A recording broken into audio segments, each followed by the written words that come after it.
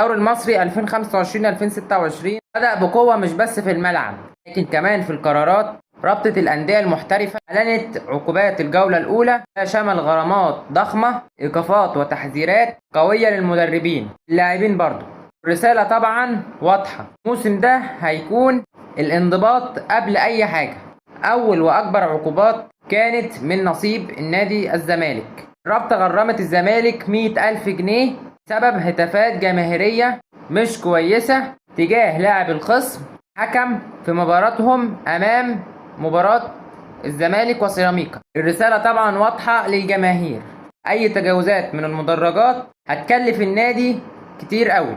وطبعا بيراميدز كان ليه النصيب من القرارات برضو، حيث تم لفت نظر مدرب الفريق تغريمه 5000 جنيه بسبب الاعتراض على الحكم والخروج من المنطقة الفنية. أما اللاعب وليد الكارتي تم إيقافه مباراتين وتغريمه أيضا 5000 جنيه بعد الطرد المباشر نتيجة تدخل عنيف. فريق وادي دجلة خسر جهود لاعبه محمود طلعت بعد حصوله على بطاقتين صفراوتين، بالتالي إيقاف مباراة وغرامة 2500 جنيه. وبالنسبة لمودرن سبورت كان الخاسر الأكبر الجولة دي.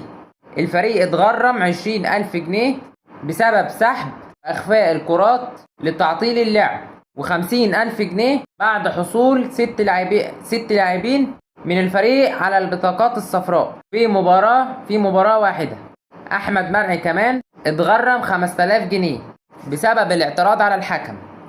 ودي كانت كل الأخبار. ما تنساش بقى اللايك والاشتراك في القناة وتفعيل زر الجرس عشان يوصلك كل جديد. والسلام عليكم ورحمة الله وبركاته.